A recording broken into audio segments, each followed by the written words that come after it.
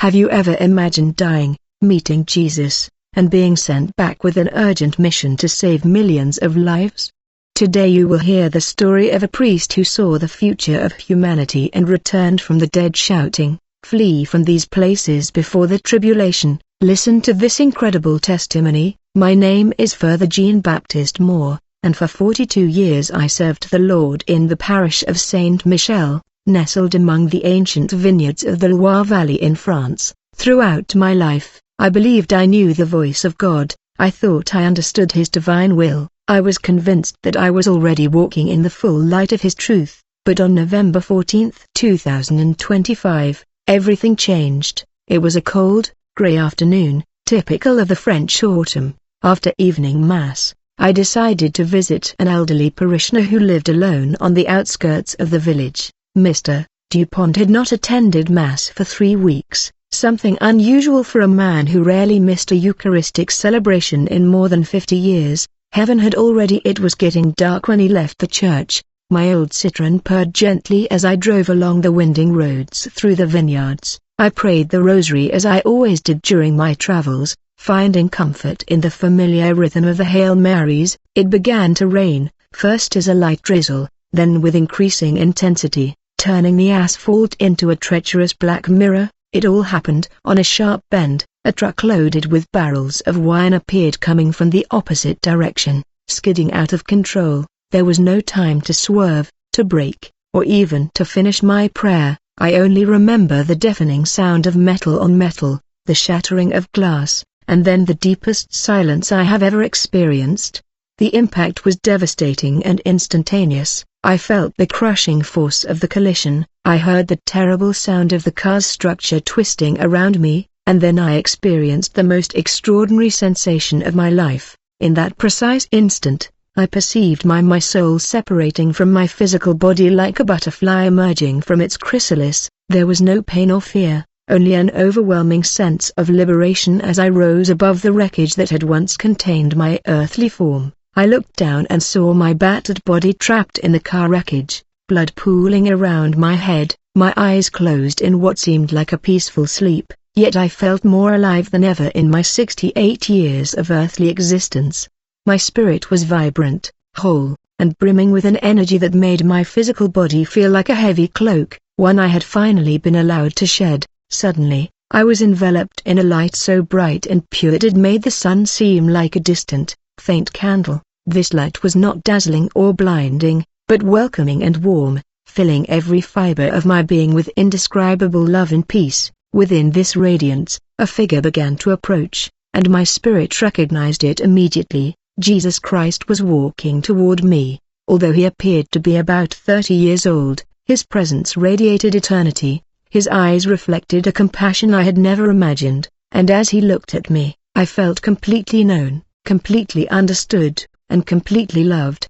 Despite all the flaws and weaknesses of my earthly life, Jean-Baptiste said, his voice both music and thunder, gentle yet with absolute authority, "I have called you home for a brief moment because there are things my people need to know before the Great Tribulation begins. The warnings I am about to give you are not symbolic or metaphorical, they are concrete instructions that will make the difference between life and death for countless souls." As he spoke these words, the space around us began to transform. We were no longer in that realm of brilliant light, but on what appeared to be a high mountain overlooking the entire earth. From this privileged vantage point, I could see continents and nations stretching out below us like a living map, and Jesus began to show me visions of what would happen in the very near future. The first vision struck me like lightning. I saw armies gathering in a region I immediately recognized as the Middle East, circling the city of Jerusalem like vultures around their prey.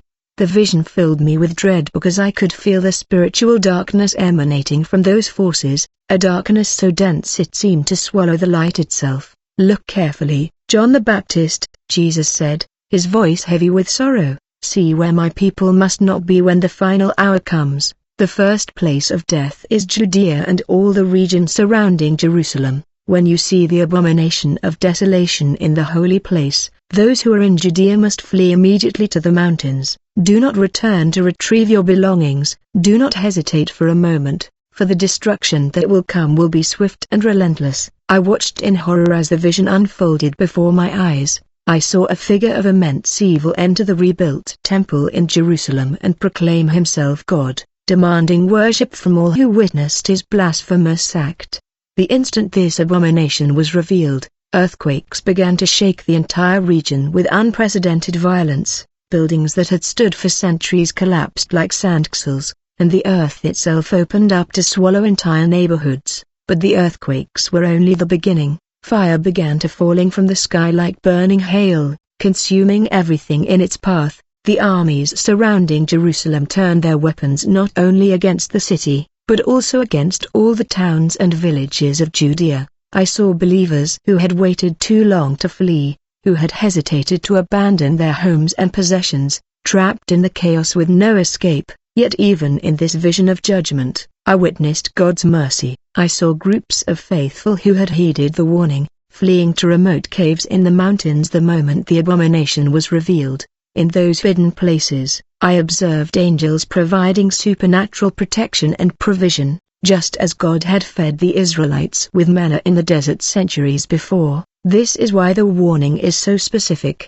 Jesus explained as the vision continued. Judea will become the epicenter of my final judgment on earth. The spiritual forces of darkness will concentrate their power there, and no human force will be able to withstand what is coming. Only those who trust fully in my provision and flee when I command them will survive what is about to happen. The vision revealed a devout Catholic family in Jerusalem who had felt the call of the Holy Spirit to leave the holy city, but argued that God would never ask the faithful to abandon the land where Jesus had walked. They remained in Judea when the abomination of desolation was revealed, and their religious devotion was their downfall, for they trusted in their own understanding, instead of following clear divine instructions. So when you see standing in the holy place the abomination of desolation, described by the prophet Daniel, let the reader understand. Then let those who are in Judea flee to the mountains. Let no one on the housetop come down to retrieve anything from his house.